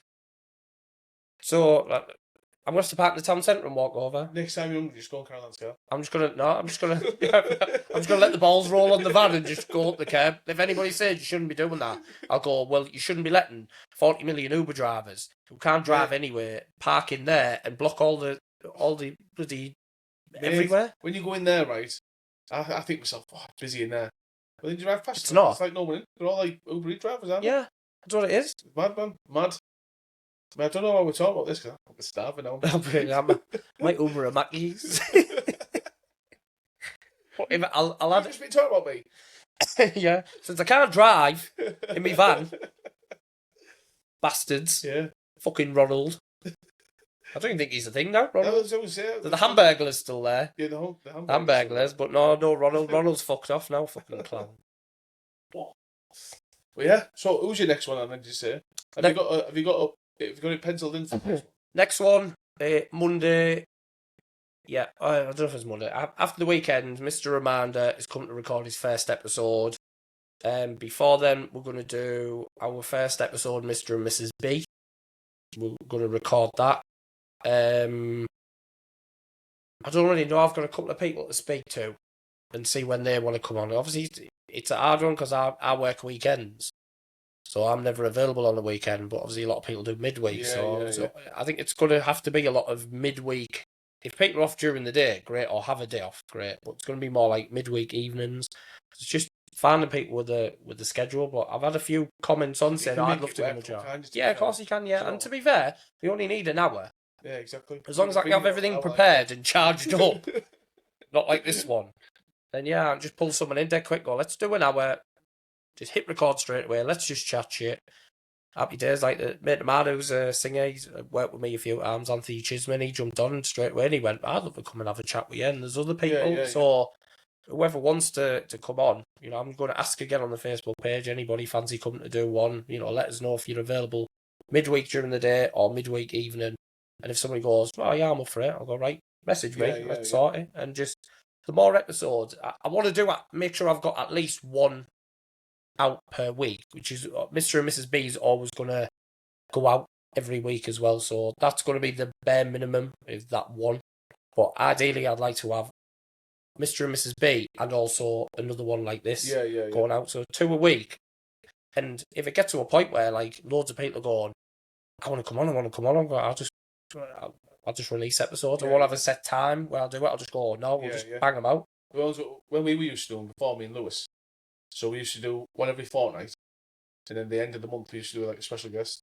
Obviously, this is a different type of of course it is, yeah. You know. But yeah, I mean, like, to be fair, you'll have endless amounts of people want to come on, because like I said, the Derby's full of characters in it. I done one last night. Because I'm in like a DJ network group, mate. The one that I was supposed to go. Yeah. I ended up doing one last night. I sat on that computer chair sulking because Liam messaged me and went, I totally forgot, mate. I've ordered a Manjaros. Mate. So I put on face. I went, it's no problem. I put on Facebook. I went, anybody want to come and do a podcast with me? It was shit as well. I'm not even lying. Was it? Yeah, it was shit. So last night, right? So put out anyone want to do a podcast. But earlier on the day, I was in like a DJ group. It's like mobile DJ network, and it's like all people around in the UK. So DJ different place. I went, anybody up for coming on one day? Because obviously you can invite them on as a guest on Riverside, and I'll do the recording and editing. And then a lad who he's from like Yorkshire way, and when I put it on Facebook, he messaged me. He went, I'll jump on with you for a bit if you want. I went, oh great. So I sent him a link, brought him on. So I had my headphones in so I could hear him, and I was getting a delay on my voice. So I'd never done it that way before. Yeah. So I was thinking, if it's going through an interface and then it's going in and I've got cameras and I'm just thinking, it's something I can maybe tweak later on. And he was going, well, I can hear you fine, no issues. I was like, right, no worries. I went, it is what it is. I went, we'll just go with it. So I had to have one ear on, because if I had them both on, I couldn't think straight because I was hearing myself coming back. So I had one ear on, then I lifted it slightly up so I could just hear him. And I talked, right, and we recorded 1 hour, 27 minutes, right? And it was like, blah, blah. And I thought, yeah, well, great podcast, that. So I finished, took it in the house and I had a little listen back, and it was only on the recording, right? And I was in bed, and it was last night, and I'm sat there and going, what is it? what can it be? It's driving me nuts. I end up getting back out of bed, coming back in the room. I'm looking on the mixer. I'm going, I've got a couple of knobs there which shouldn't be on, right? So I'm adjusting them. And then in the end, I had to get Caroline in the house. I brought her on as a guest, so like recording it. Yeah, so you was talking. And then when I had the headphones, I couldn't hear even myself speak at all. I could only hear Caroline. So then I Googled about the software and it went, the way I was doing it, it was like, no, you should never be able to hear your own voice. Right? And then I was sat there and it was killing me for an hour. And then clicked on literally the last 2 minutes of the podcast. The lad who I was talking to, he was in his workplace because he's merged his company with another DJ company. Right. So his mate was there working, and I said something. I said, "Oh, you're going to go like?" I said, "Well, when we come off the podcast, if your mate's working," I said, "You just keep talking for an hour, pretend you're talking to me, and then he won't know, so he can get out of work." He went, "I've got you on the speakers. I've got you on the speakers, so he's listening." So in the end, right, I'm talking. It's going through all the signals. So that's why you could hear it. I could hear, yeah, but I didn't realise that he had. If he told me at the start, "Oh, I've got some speakers on," I'd have went, "Turn them off."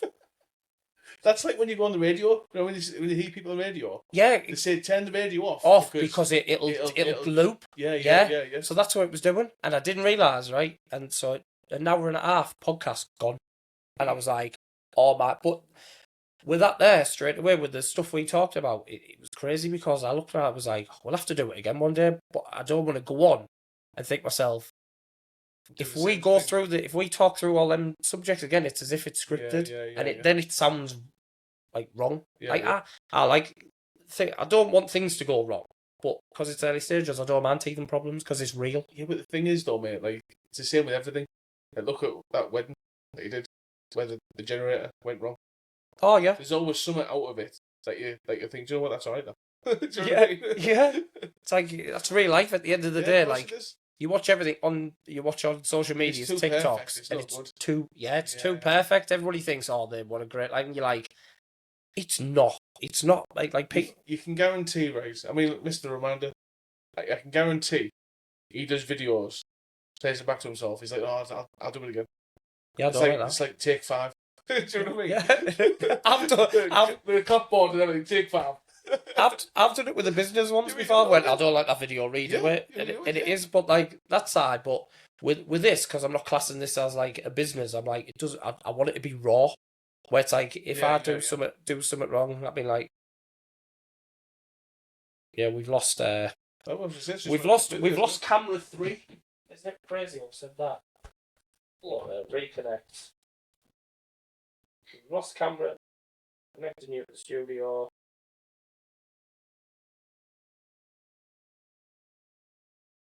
We've lost camera 3.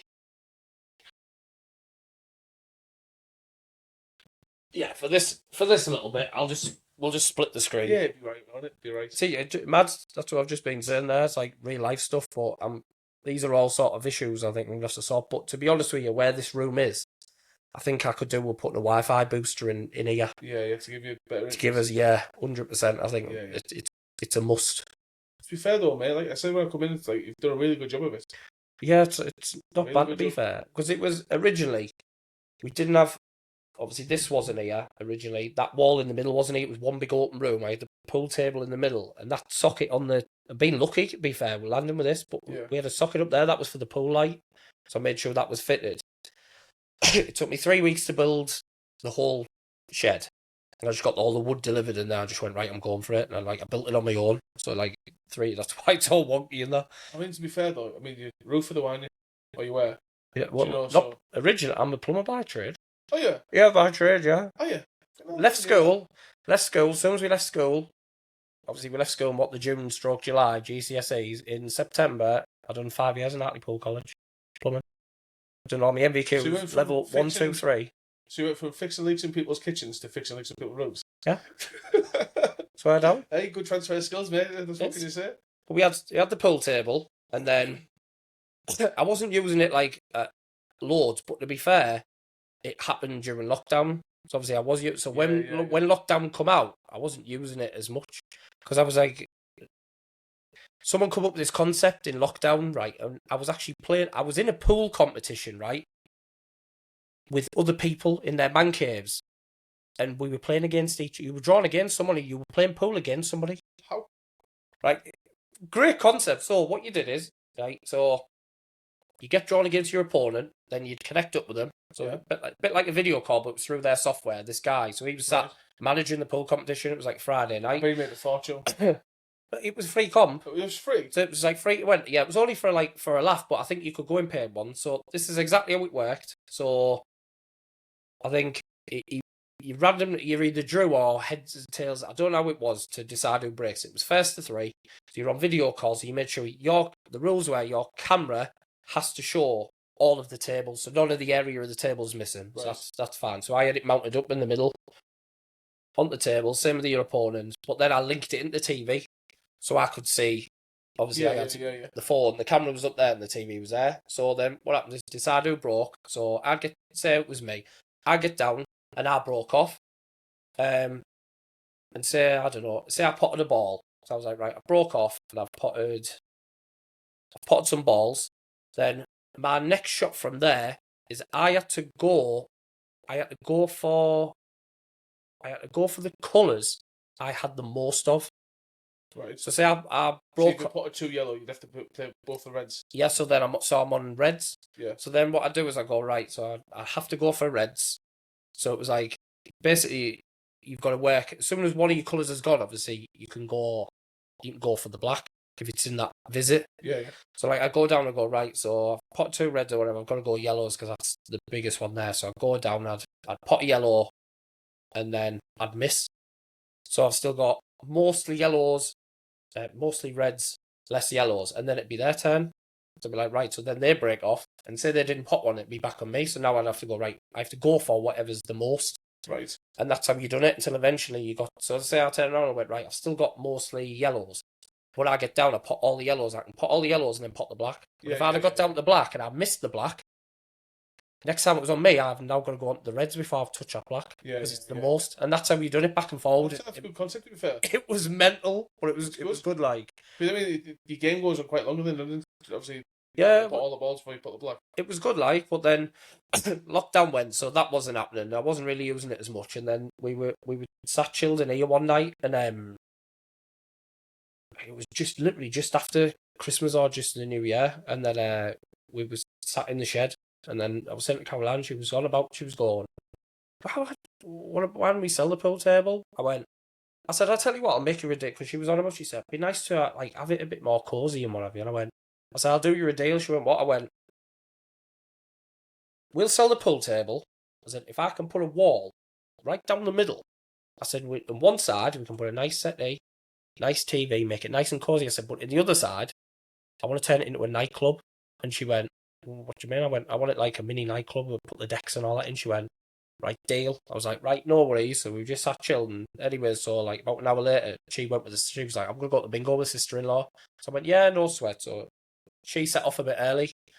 Literally, right, so I'm sat there and I went, so I'm going to B&Q. I went leathered to B&Q, got loads of stud wall, plasterboard, right. When she walked back in here, mate, the wall was up. That's no word of a lie. The wall was up, and I was in the middle of hanging the door. When she got back from the bingo, she walked in, she went, what's happened here? I went, yeah, we're doing it. And she was like, I genuinely can't believe it. And the next day, like, then I done all the fillering.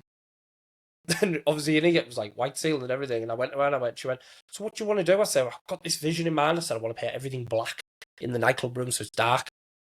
She went, all right, so we're just gonna like touch the ceiling white. I went, no, I want the ceiling black. She went, we are not doing the ceiling black in there. I went, why? She went, because if eventually we want to switch, do you realise how hard that's going to be to get it back white?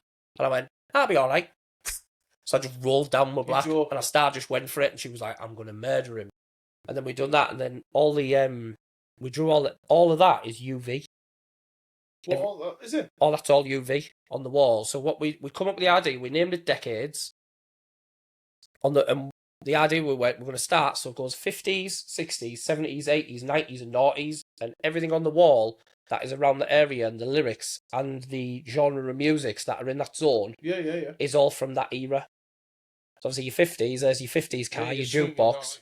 So if I got the UV light, mate, that'd blow your mind. I'll show you at the end. It'll blow your mind. But it goes all the. I know.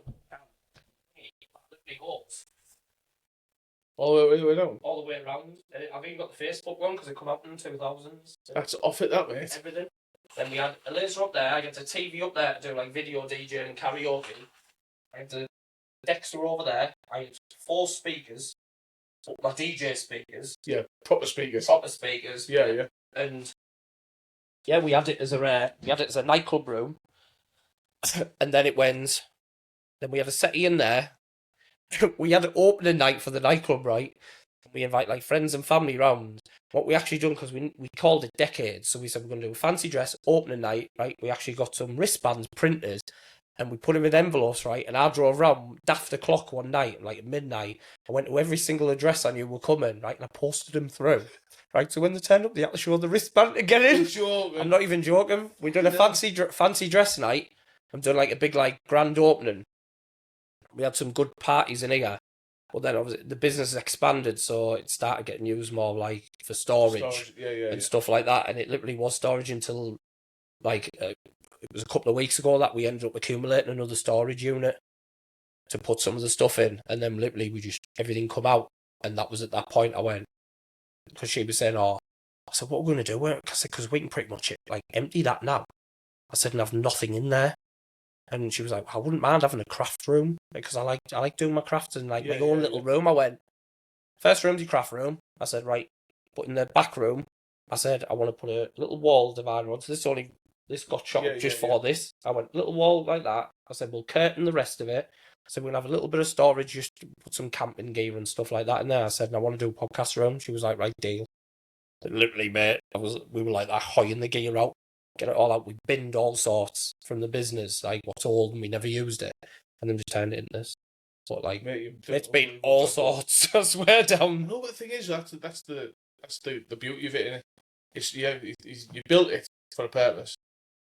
The purpose is spent, so you've changed it into a different purpose. Oh God, yeah. I mean, do you know what I mean? And it's not as if it's like a fucking old rickety wooden shed. Do you know what I mean? It's a proper well built master trader. Yeah, well built within regs. To be fair, I mean the water goes inwards. Mate, does it pools? The best thing I actually ever done was put that wall up in the middle because it has actually helped. Because it was crazy because I made sure when we built it, and I didn't at that time didn't have the money and all that to go right down into the foundation on it, so I had to go with what I had to level it off, and to get it level, I had to put like thicker joists underneath the floor to get it because. I couldn't sit it on the floor, it was just going to be a mess, so I had to suspend the floor, which has brought it up quite a bit, which meant I lost the height. So when I worked out what I could get away with on the floor, and then by the time I got the beams, I was like, I've only got that. It's within regs by like half an inch. So somebody come out and measured this. I'm half an inch under what you're allowed to go before you've got to do planning permission. So it's bang on within regs. But obviously, because of that, I have smaller joists up there, and I'm taking them over a long span. So like, it was dipping.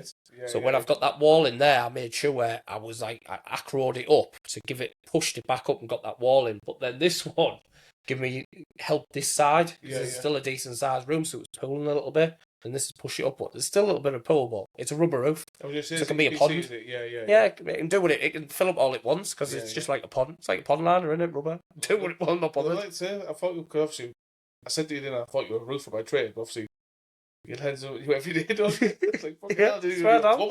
Plumber by trade, yeah. All qualifications. Hartlepool College. The only downside of any little bit of pull on there, mate, is sometimes like when I'm in here, the bird's bathing, so you use. Yeah, sorry, like I bang on the thingy. Get off your bike! And they're gone. I'm doing a fucking podcast. Get away! I'm doing a podcast with you. Piss off! Class. But no, I think it's gonna go well, mate. Because like I say, there's loads of characters in Dormany. Loads, and there's each person's completely different to the next.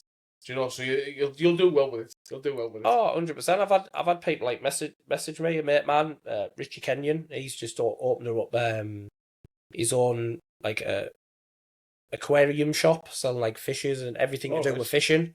And he went in it with someone, and straight away somebody saw it. He went, I absolutely love it. He said, like, love the content. He said, I've got loads of people who come on it. And next thing you know, he said, I've messaged so-and-so, they'd be great for it. And one of them, he mentioned, he was like, I know so-and-so, he used to be on Gladiators, and I'll speak to him and sort it, like different bit. And I'm like, So people have like, I don't know, like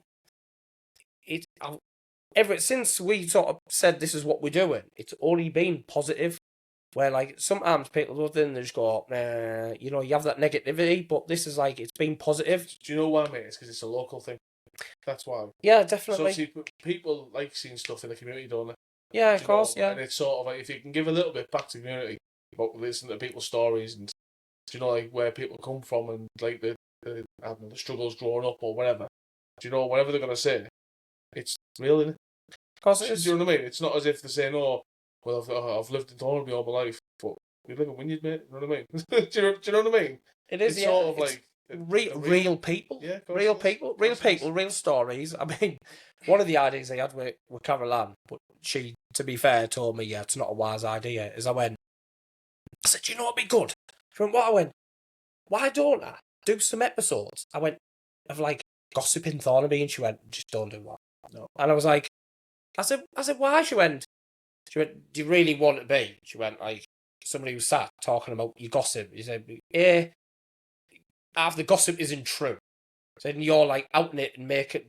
And I went, yeah, I get your point. I said, but like, I said, the way I had it in my own head until she sort of said it to me is like, it wasn't like gossip. It was more like, let's talk about news in Thornaby. Yeah, but the problem you got, and you do get it, you get Thornaby, you get it in all towns, is sometimes the news you hear isn't accurate. Yeah. So I said, right, okay. I said, so what we'll do is, if we're going to talk about anything local in Teesside, I want to make sure that it's actually in the news. If we've got the Gazette here, we're only quoting what the Gazette has said. Yeah, but I mean, to be fair, yeah, some of that's a lot of tripe. Yeah, but at least then it isn't us speculating. We're just going off. We're going off what they're saying. So if anybody's got anything to say, you look and you go, I'm only reading what they've put. They're the ones who've sourced it, and you'd like to think that they know more. Whether they do or not, I don't know, but that was the idea, and then it was like, yeah, probably not sensible to go down the route of like anonymous. Just yeah. Keep it real. Bring characters on. If people have got a story, come and tell your story. We've got Mr. Amanda coming up. Granty's going to jump on. You're going to do some more. Badger's going to do some more. We've got the Palmer Show coming up. Say a couple of mates of mine, Anthony Chisman said he's going to jump on. Mick Barclay's going to come on, who does the darts. There's going to be more. And if anybody's watching and want to recommend or ask somebody who think you'd be cracking on this from Thornaby, from Stockton, I don't care, from anywhere. Let them know. If people want to come on the podcast as well, but they don't feel comfortable to do it in person, just message. We can actually do the podcast where they're in their own environment. As long as you've got a phone, you don't need all the microphones, you don't need all that kind of stuff. As long as you've got a phone, we can do it. Yeah. Because they can just literally stand the phone up.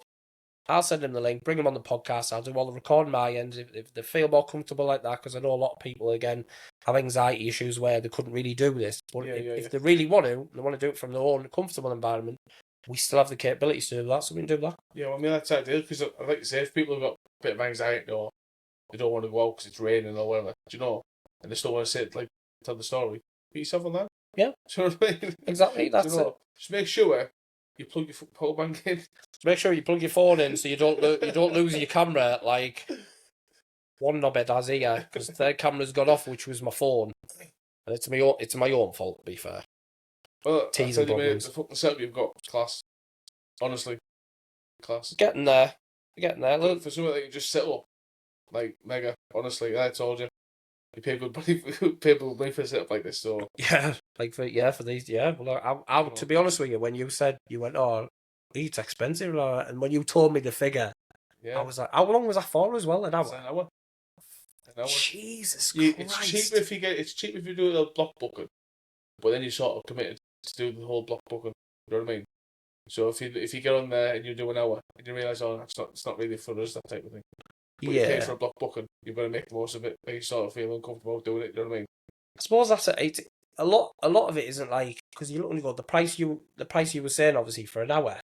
You get the equipment. You can get like decent equipment for that. It's all set up like this: chairs, tables. You know. See, they've got people on hand to help you set up stuff and that. Yeah, but if you have any issues, that's beside the point. You know, it's a lot of money. A lot of money. Yeah. I suppose that's the thing, innit? I mean, But it's sort of like one of them things that, like, oh no, you pay for, I don't know, say pay for 3 hours or something, and just waffle loads of stuff so you can do like loads and loads of content. Loads of content, yeah. Do you know what I mean? Even, money's worth. I suppose, yeah, because even if you book the studio and you look and you start a podcast and you look and you go, that's not really my thing, and you look and you go, well, let's just talk about anything, everything, and what we'll do is we'll nick clips and shorts. We won't make it a podcast, we'll make it clips, shorts. Let's talk about a topic and just get it out there. We've paid for 3 hours. Yeah.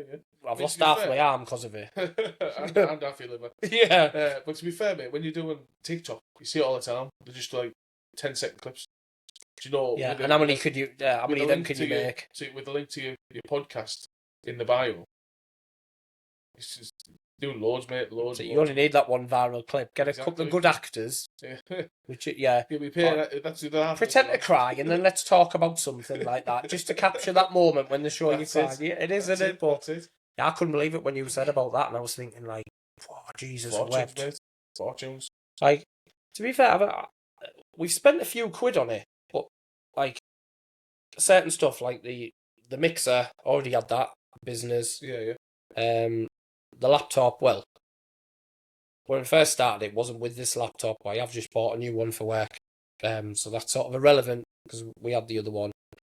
Bought them 2 cameras, got the phone anyhow. So I could have technically not had these 2-second cameras. Could have just had the phone and just done it as an open one like this. And obviously the mics and the mic arms, and it's like these were costly, the tables and chairs, and we bought a telly for it, and obviously that's just wallpaper, so that wasn't too bad, not actual wood. It's a bit of pain. But yeah, like, well, comfortable. You smashed it, mate, I tell you. Good. I tell you.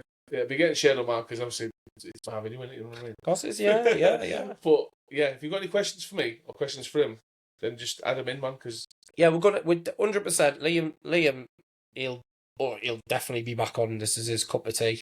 I'm gonna look at a way which I wouldn't mind finding a ways like to add in.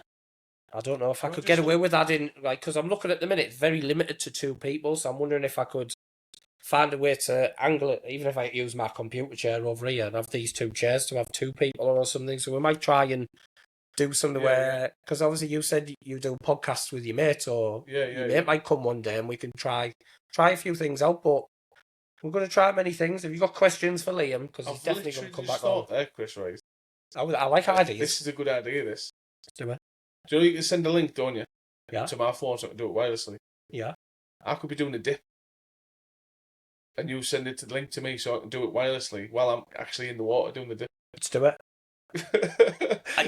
Mate, I just thought, you know what, I could do that. That'd be easy. 100%. Next time you're doing it on like a sensible time. Yeah. Like next time you do it, we'll sort it out right midweek. Sort it out, and I genuinely will do a podcast, and I'll do the introduction, ladies and gentlemen. We're welcoming Liam onto our podcast. Yeah, he's in the North Sea, mate. Live from the North Sea. It's 100%. Yeah, mega right. Fan. So coming up, we're going to do it as the next one, the next podcast with Liam. He's going to be on the podcast live in the North Sea. Hopefully, you're not getting stung by a jellyfish this time. No, not this time. Next episode, tune in. Liam, live from the North Sea. And he said he does a good hour in the water, so we're going to see how long he does. Easy. He's going to do the podcast in the water the whole time, so that'll be interesting. That. But if the same thing keeps getting said, it's on loop. Yeah. Hi everyone. Yeah. Hi everyone. He's in Hi there everyone. for an hour. He's just Liam, he's that's gone all home. he's saying. I think he's having a mental breakdown or something. He's saying the same thing over and over again. He's gone. Yeah, he's gone. Someone's had the wires out the back of him. Messed him up with it. We'll do that. We'll do that. Yeah. 100%. We'll do that. Yeah. In fact, the only thing we'll have to so we don't get a relay. You might I'm sure you'll probably have a pair of wireless headphones or something. Yeah, well, I'll just put my AirPods in, maybe. All right. Put your AirPods in. Yeah. Then I'm not hearing myself back, and then yeah. We'll do that. There we go. Laughing. Next episode. Next one. Liam live in the North Sea. The North Sea. Yeah, boy. I bet that's never been done before. That's for sure. We'll do it. 100%. We're gonna do it. What's his name?